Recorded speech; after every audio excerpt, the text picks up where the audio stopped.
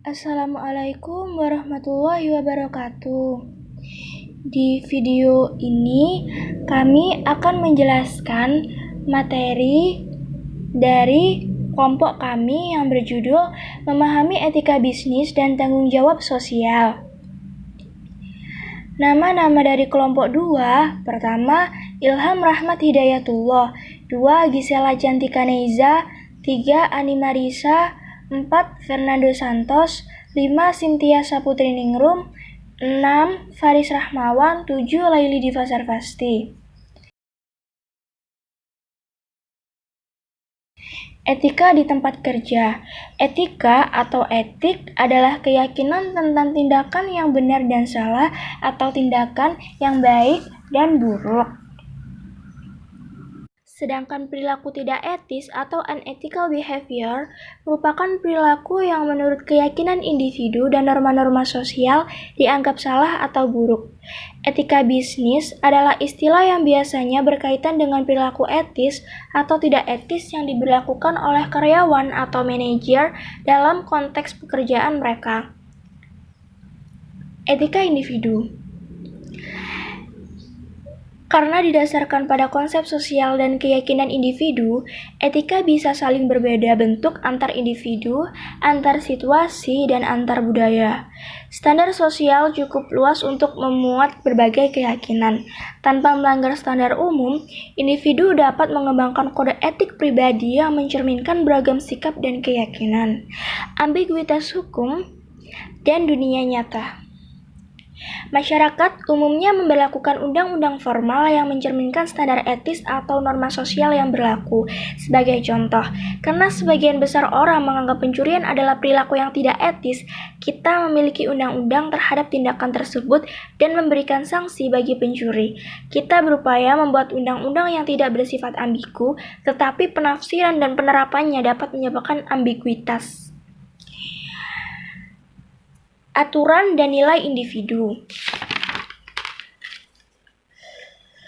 Kode etik pribadi ditentukan oleh berbagai faktor. Kita mulai membentuk standar etis saat masih menjadi seorang anak sebagai tanggapan kita atas persepsi mengenai perilaku orang tua dan orang dewasa lain. Kemudian, saat kita masuk sekolah, di mana kita dipengaruhi oleh teman-teman sebaya, dan saat kita tumbuh dewasa, pengalaman membentuk hidup dan menyumbang keyakinan etis dan perilaku kita. Kita juga mengembangkan nilai-nilai moral yang berkontribusi pada standar etis. Etika bisnis dan manajerial. Etika manajerial atau managerial ethics merupakan standar perilaku yang memandu manajer dalam pekerjaan mereka. Meskipun etika yang dianut dapat mempengaruhi pekerjaan Anda dalam sejumlah hal, akan lebih jelas jika menggolongkannya ke dalam 3 kategori yang luas. Yang pertama, perilaku terhadap karyawan. Kategori ini meliputi hal-hal seperti perekrutan dan pemecatan, upah dan kondisi kerja, serta privasi dan juga respek atau hormat.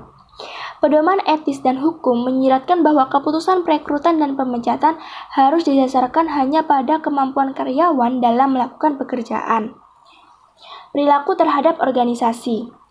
Masalah etis juga muncul dari perilaku karyawan terhadap perusahaan tempatnya bekerja, terutama dalam kasus seperti konflik kepentingan, kerahasiaan, dan kejujuran. Konflik kepentingan terjadi ketika suatu kegiatan bisa menguntungkan individu dengan merugikan pihak perusahaan. Sebagian besar perusahaan memiliki kebijakan yang melarang bagian pembelian menerima hadiah dari pemasok, karena pemberian tersebut dapat dianggap sebagai suap atau upaya yang mendorong terjadinya pilih kasih. 3. Perilaku terhadap perilaku atau agen ekonomi lainnya.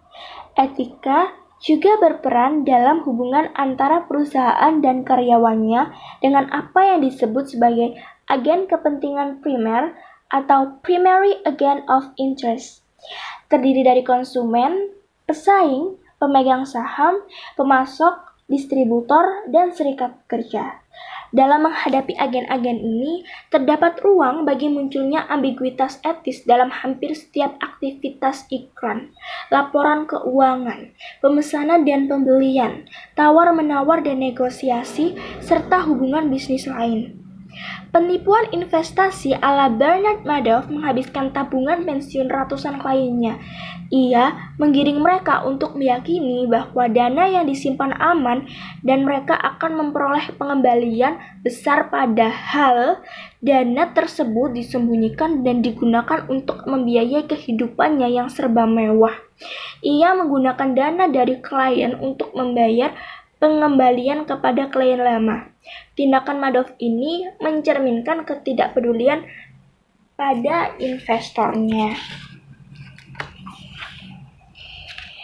Masalah lainnya adalah beragamnya praktik bisnis di berbagai belahan dunia. Di banyak negara, suap adalah hal yang biasa dalam menjalankan bisnis. Akan tetapi, Undang-Undang Amerika Serikat melarang suap, sekalipun pesaing dari negara lain melakukannya. Nilai perilaku etis.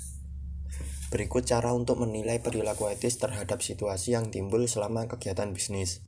Yang pertama, mengumpulkan informasi faktual yang relevan. Maksudnya, kita harus mengumpulkan informasi berdasarkan fakta dan berkesinambungan atau cocok dengan data yang kita teliti. Yang kedua, menganalisis fakta untuk menentukan nilai moral yang sesuai. Yang ketiga, melakukan penelitian etis berdasarkan kebenaran dan kesalahan dari kegiatan atau kebijakan yang akan dinilai.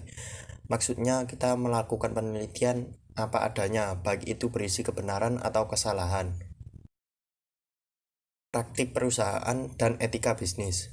Karena manajer dan karyawan banyak melakukan kegiatan yang tidak etis, maka banyak perusahaan yang membuat aturan dan panduan etis tentang bagaimana perusahaan menjalankan bisnis.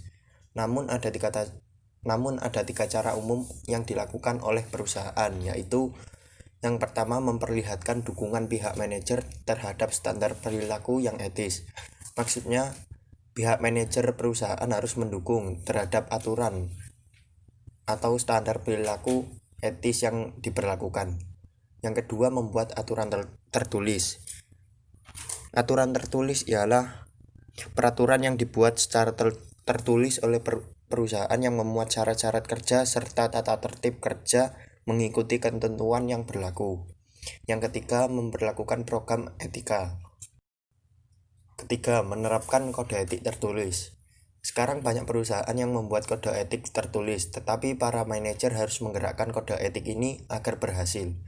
Dari gambar di bawah ini kita bisa melihat bagaimana strategi dan praktik bisnis bisa berubah. Dan terkadang tujuan bisnis pun bisa berubah. Namun nilai organisasi harus tetap bertahan. Hal itu disebabkan prinsip-prinsip dan nilai-nilai organisasi merupakan nilai yang paling dasar yang mendasari berdirinya organisasi. Sehingga jika itu berubah, maka seluruh organisasi akan berubah. Yang keempat, memberlakukan program etika. Banyak contoh perusahaan yang dapat mempelajari nilai etis melalui pengalaman. Misalnya ExxonMobil dan Boeing sama-sama memiliki program etika secara periodik untuk mengingatkan mereka akan pentingnya mengambil keputusan yang etis dan mempengaruhi kesadaran mereka atas peraturan perundang-undangan yang berlaku dan mungkin sangat relevan dengan persoalan yang sekarang dihadapi perusahaan. Menariknya, sebagian program etika yang belakangan ini populer yaitu diajarkan oleh orang yang pernah mendekam di penjara akibat masalah etika. Sekarang telah banyak nilai-nilai etika di tempat kerja yang diajarkan pada sekolah-sekolah bisnis. Namun, walaupun demikian, perusahaanlah yang tetap bertanggung jawab mengedukasi karyawan atas nilai etika tersebut. Selanjutnya adalah tanggung jawab sosial atau social responsibility. Tanggung jawab sosial atau social responsibility adalah konsep terkait yang merujuk pada keseluruhan cara suatu bisnis dalam upayanya untuk menyeimbangkan komitmennya terhadap kelompok dan individu terkait dalam lingkungan sosialnya. Kelompok dan individu ini sering disebut juga pemegang atau pemangku kepentingan organisasi atau organizational stakeholders yang meliputi kelompok, individu, dan organisasi yang langsung terpengaruh oleh praktik-praktik suatu organisasi sehingga berkepentingan terhadap kinerja organisasi yang bersangkutan. Selanjutnya, model tanggung jawab pemangku kepentingan. Ada 5 kelompok yang sering disebut sebagai pemangku kepentingan menjalankan bisnis dalam tanggung jawab sosial, yakni yang pertama adalah pelanggan. Bisnis yang bertanggung jawab terhadap pelanggan berusaha melayani dengan wajar dan jujur. Mereka juga berusaha menetapkan harga secara wajar, memberikan garansi, memenuhi kesepakatan pengiriman, dan mempertahankan kualitas produk yang dijualnya. Yang kedua adalah karyawan. Bisnis yang bertanggung jawab secara sosial terhadap karyawan akan memperlakukan mereka secara adil, menganggap mereka sebagai bagian dari tim, dan menghormati harga diri dan kebutuhan dasar manusiawi mereka. Yang ketiga adalah pemasok. Bisnis dan manajer harus mengelola hubungan dengan pemasok secara berhati-hati. Sebagai contoh, mereka memberikan informasi mengenai rencana mendatang, negosiasi jadwal pengiriman, dan juga menetapkan harga yang dapat diterima kedua belah pihak. Dan yang keempat adalah investor. Untuk mempertahankan sikap yang bertanggung jawab secara sosial terhadap investor, para manajer harus mengikuti prosedur akuntansi yang sesuai, memberikan informasi yang tepat kepada pemangku kepentingan mengenai kinerja keuangan perusahaan, dan mengelola perusahaan untuk melindungi hak-hak dan investasi para pemegang saham. Dan yang terakhir adalah komunitas lokal dan internasional. Sebagian besar bisnis berupaya untuk bertanggung jawab secara sosial kepada komunitas sekitar mereka. Model pemangku kepentingan juga dapat memberikan pandangan berguna mengenai perilaku manajer dalam bisnis internasional, terutama dalam cakupan bahwa suatu organisasi menjalankan komitmennya terhadap pemangku kepentingan. Organisasi juga harus mengakui bahwa mereka memiliki beragam kelompok pemangku kepentingan di setiap negara tempat mereka berbisnis. Selanjutnya adalah kesadaran sosial masa kini. Pada era ini, banyak sekali bisnis yang telah menerapkan tanggung jawab sosial. Perusahaan-perusahaan di berbagai industri lain juga telah mengintegrasikan konsep kesadaran sosial ke dalam rancangan produksi dan upaya pemasaran. Misalnya, menciptakan produk ramah lingkungan. Selanjutnya adalah bidang-bidang tanggung jawab yang harus diperhatikan oleh setiap pembisnis. 1. Tanggung jawab terhadap lingkungan. Seorang pembisnis yang harus memperhatikan faktor lingkungan dalam kegiatan perusahaannya. Adanya polusi dan pembuangan limbah yang disebabkan oleh pabrik yang tidak bertanggung jawab membuat kerusakan lingkungan semakin parah. Sebagai seorang pembisnis yang baik dan jujur, seharusnya bisa memperhatikan pengelolaan limbah dalam proses produksi perusahaannya. Selanjutnya, di tanggung jawab terhadap lingkungan. 1. Adanya polusi udara. Polusi udara terjadi bisa disebabkan beberapa faktor, yaitu kegiatan yang menurunkan kualitas udara karena karbon monoksida yang terlalu banyak melayang di udara. Contohnya saja, kendaraan baik motor maupun mobil adalah salah satu penyumbang polusi udara terbanyak. Karena hampir setiap hari semua masyarakat menggunakan kendaraan bermotor untuk aktivitas sehari-hari, dan itu sangat buruk kualitas udara khususnya di area perkotaan. Dari pembisnis sendiri, hal ini harus diperhatikan terutama perusahaan yang mengeluarkan limbah berupa asap. Adanya alat yang bisa menyaring udara sehingga asap yang dikeluarkan menjadi lebih bersih. Namun, alatnya sangat mahal. Namun seorang pebisnis yang baik harus menyediakan dana untuk membeli alat itu supaya udara di sekitar pabrik terjaga. Selanjutnya, polusi air. Air menjadi fokus limbah yang paling penting karena banyak pabrik yang membuang limbah airnya langsung ke sungai, dan itu sangat berbahaya karena sungai bisa saja melintasi area permukiman masyarakat dan bisa saja air yang sudah tercemar itu dikonsumsi masyarakat, dan itu sangat membahayakan masyarakat.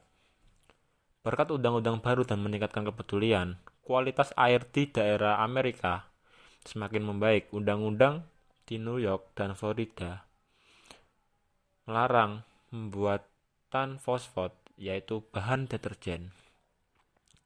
Dan itu semua dilakukan agar Danau Erie terjaga dan tidak tercemar. Dan hasilnya sekarang Danau Erie menjadi spot pemancingan yang terkenal dan spot berenang karena airnya yang terkenal sangat jernih. Selanjutnya adalah polusi tanah. Ada dua masalah yang melatar belakangi polusi tanah, yaitu cara pengembalian kondisi tanah yang telah rusak. Tanah harus dibersihkan dahulu dari limbah dan racun.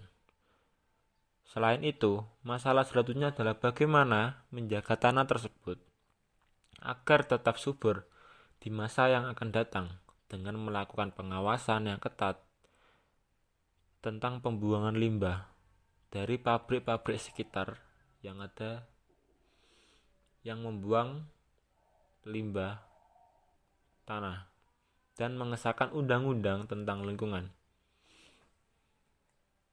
Selanjutnya adalah tanggung jawab terhadap pelanggan. Perusahaan yang memperhatikan kepuasan pelanggan dan bertanggung jawab atas produk yang ia produksi akan lebih memperoleh banyak pelanggan. Seperti adanya garansi bagi produk yang dirasa cacat pabrik. Banyak garansi sekarang itu kayak di HP, laptop, itu banyak toko yang produk-produk yang bergaransi. Itu yang memancing pembeli untuk membeli produk tersebut. Sebaliknya, perusahaan yang tidak bertanggung jawab terhadap pelanggan akan mudah kehilangan pelanggan. Contohnya saja barang-barang yang tidak mempunyai garansi akan gagal di pasaran karena kepercayaan pembelinya berkurang terhadap barang tersebut. Hak konsumen. Makin maraknya perusahaan yang memperhatikan hak konsumen atau konsumerisme. Hak konsumen ditopang oleh sejumlah undang-undang di negara bagian, dan federal AS, Amerika Serikat. Contohnya saja adanya perusahaan yang menarik produknya karena dirasa membahayakan bagi konsumen. Contohnya saja beberapa tahun lalu Samsung, sebut saja produknya Samsung yang Note 7 kalau nggak salah itu juga ditarik dari pasaran karena dirasa membahayakan bagi konsumen karena cacat pabrik. B. Penetapan harga yang tak wajar. Perusahaan dapat dituntut karena eksploitasi harga, yaitu menetapkan harga tinggi dalam respon permintaan yang tinggi. Dalam hal ini adalah memanfaatkan keadaan. Jadi tidak boleh perusahaan itu memanfaatkan situasi untuk menaikkan harga suatu barang. Selanjutnya, tanggung jawab terhadap investor. Adanya tanggung jawab terhadap investor juga mempengaruhi baik buruknya perusahaan, karena investor sebagai pemodal sangat vital di suatu sistem perusahaan. Maka semakin jujur dan bertanggung jawab perusahaan, maka banyak investor yang akan menginvestasikan uangnya ke perusahaan tersebut dan dampaknya akan memperbaiki keuangan perusahaan. Jadi antara pembisnis dan investor harus menjaga kepercayaan masing-masing untuk membuat perusahaan semakin lebih maju lagi. Yang terakhir adalah tanggung jawab terhadap karyawan. Kegiatan manajemen sumber daya manusia menjadi bagian penting dalam melancarkan fungsi-fungsi bisnis. Kegiatan-kegiatan ini dimulai dari pengrekrutan, penerimaan, pelatihan, promosi, pemberian gaji, juga menjadi tanggung jawab sepenuhnya untuk perusahaan untuk menyejahterakan karyawannya. Jadi perusahaan itu wajib untuk bertanggung jawab terhadap karyawannya. Dari segi gajinya yang harus sesuai dengan UMR sekitar terus adanya hak perlindungan karyawan, contohnya kayak asuransi kesehatan buat karyawan dan lain-lain. Hal itu semua untuk melindungi karyawan supaya karyawan merasa nyaman kerja di perusahaan, sehingga karyawan menjadi sejahtera, merasa dia terlindungi.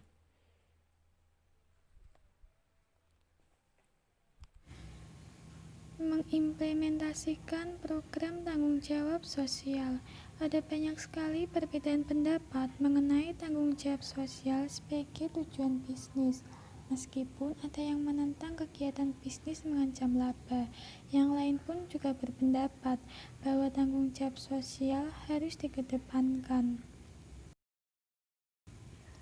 Pendekatan tanggung jawab sosial. Pendekatan tanggung jawab sosial dibagi menjadi 4. Yang pertama, sikap obstruktif.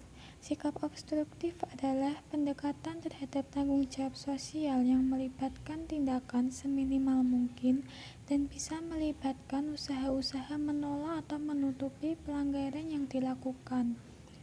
Kedua, sikap defensif. Sikap defensif adalah pendekatan tanggung jawab sosial di mana perusahaan hanya sekadar memenuhi persyaratan hukum saja atas komitmennya terhadap kelompok dan individu dalam lingkungan sosialnya. Ketiga, sikap akomodatif. Sikap akomodatif adalah pendekatan tanggung jawab sosial di mana perusahaan, terutama jika diminta melakukan lebih dari sekadar menaati hukum atas komitmennya terhadap kelompok dan individu dalam lingkungan sosialnya. Yang keempat, sikap proaktif. Sikap proaktif adalah pendekatan tanggung jawab sosial dalam hal perusahaan secara aktif mencari peluang untuk memberikan kontribusi bagi kesejahteraan kelompok dan individu dalam lingkungan sosialnya. Tanggung jawab sosial dan bisnis berskala kecil menggambarkan tanggapan bisnis berskala besar terhadap permasalahan etika dan tanggung jawab sosial. Tetapi, bisnis berskala kecil harus menjawab banyak pertanyaan. Perbedaannya hanya terletak pada skala usaha. Persoalan etika pada dasarnya adalah pertanyaan mengenai etika individu. Etika dan tanggung jawab sosial adalah keputusan yang dihadapi seluruh manajer di berbagai jenis organisasi, tanpa memandang skala usaha ataupun peringkatnya. Salah satu kunci bisnis adalah memutuskan sedari dini bagaimana merespon persoalan yang mendasari seluruh pertanyaan mengenai etika dan juga tanggung jawab sosial. Oke, yang selanjutnya yaitu pemerintah dan tanggung jawab sosial. Unsur yang penting dalam tanggung jawab sosial adalah hubungan antara dunia usaha dan pemerintah.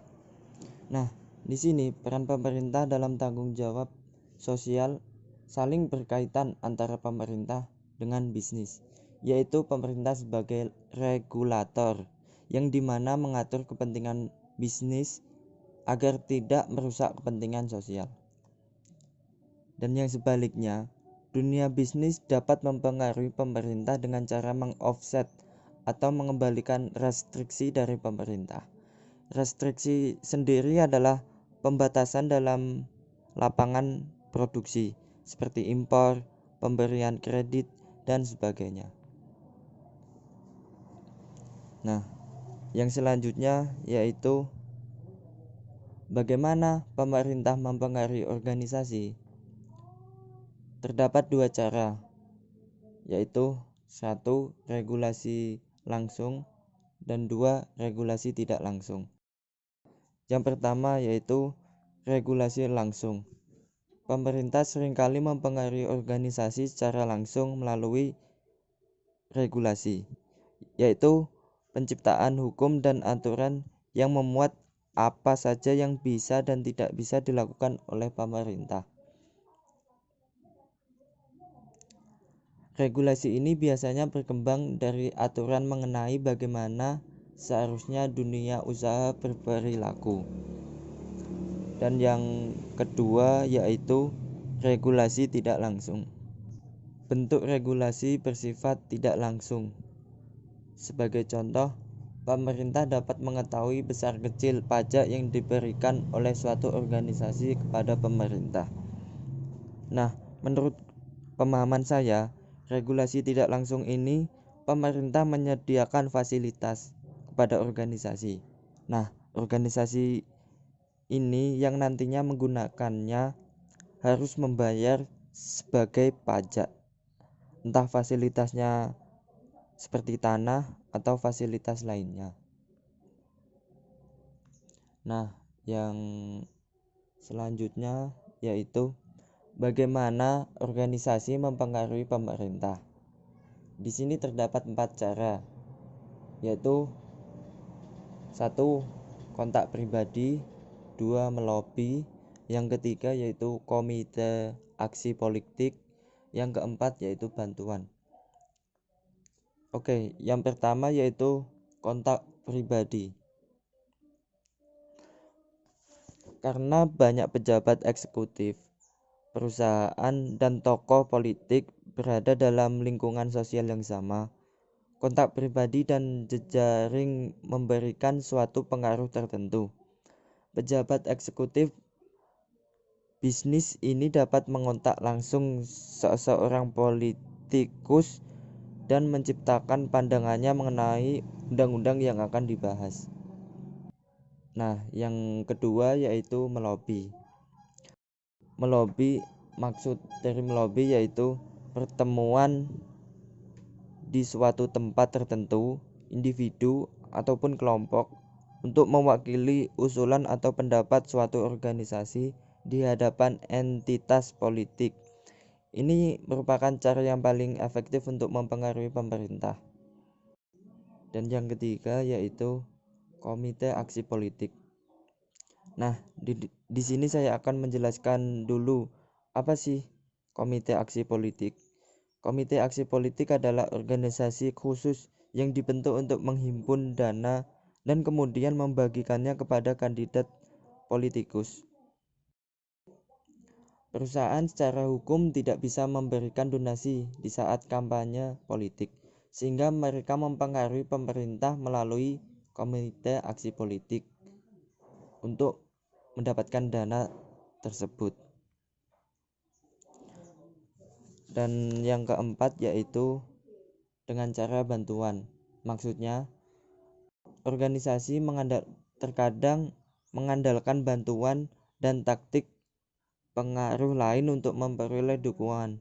Meskipun bantuan ini sah di mata hukum, namun banyak yang mengkritik tindakan tersebut karena dianggap tindakan tersebut berbahaya dan dapat menimbulkan pandangan yang negatif.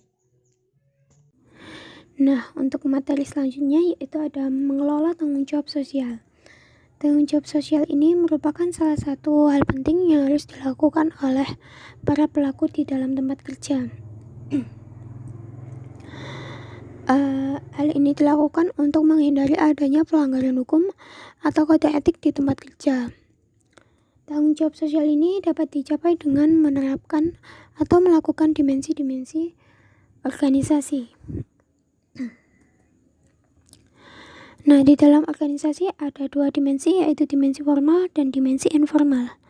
Untuk dimensi formal berarti kegiatan-kegiatan formal yang dilakukan oleh organisasi dalam rangka mencapai tanggung jawab sosial. Yang pertama yaitu ada ketaatan hukum, menilai sejauh mana organisasi mengikuti hukum lokal, negara bagian, federal, dan internasional yang berlaku. Contohnya yaitu seorang pejabat eksekutif bidang SDM yang bertanggung jawab akan ketaatan organisasi dalam undang-undang terkait perekrutan, gaji, dan lain sebagainya. Yang kedua yaitu ketaatan etika, menilai sejauh mana anggota organisasi mengikuti standar perilaku etis dan hukum paling mendasar. Contohnya yaitu para perusahaan atau organisasi yang melakukan pelatihan dalam bidang etika serta meningkatkan ketaatan etika. Yang ketiga yaitu derma filantropis, pemberian hadiah atau dana untuk kegiatan amal atau gerakan sosial lainnya. Nah, contohnya para perusahaan atau organisasi menyisihkan 5% dari laba sebelum pajaknya untuk kegiatan amal atau kegiatan sosial lainnya. Nah, derma filantropis ini dapat disebut juga sebagai donasi. Selanjutnya ada dimensi informal organisasi, berarti kegiatan-kegiatan informal yang dilakukan oleh suatu organisasi dalam rangka mencapai tanggung jawab sosial. Dalam dimensi informal ini ada dua, yaitu kepemimpinan dan budaya dan juga pengaduan. Kepemimpinan dan budaya. Praktik kepemimpinan dan budaya ini dapat membentuk sikap tanggung jawab sosial yang diambil perusahaan dan yang diterapkan oleh anggotanya. Contohnya yaitu perusahaan yang menjadikan pelanggannya sebagai prioritas. Nah, kepemimpinan yang etis ini dapat mencerminkan sikap perusahaan akan tanggung jawab sosial di mata masyarakatnya. Yang kedua ada pengaduan, yaitu pemberitahuan yang dilaporkan oleh seorang karyawan atas tindakan ilegal atau tak etis yang dilakukan pihak lain dalam organisasi yang bersangkutan. Nah, ini sama seperti kepemimpinan dan budaya. Sikap perusahaan akan tindakan yang dilakukan terhadap kasus ini juga akan mencerminkan sikap perusahaan akan tanggung jawab sosial di mata masyarakatnya. Yang terakhir yaitu mengevaluasi tanggung jawab sosial. Nah, suatu organisasi atau perusahaan ini juga penting untuk melakukan evaluasi terhadap tanggung jawab sosial di organisasinya. Apakah anggotanya sudah melakukan dengan benar atau malah melanggar kode etik dalam organisasi tersebut. Hal itu harus benar-benar dipastikan untuk mencapai suatu tanggung jawab sosial. Nah, sekian presentasi dari kelompok kami tentang kode etik di tempat kerja. Dari kelompok kami, apabila ada salah kata, mohon maaf. Terima kasih atas perhatiannya. Wassalamualaikum warahmatullahi wabarakatuh.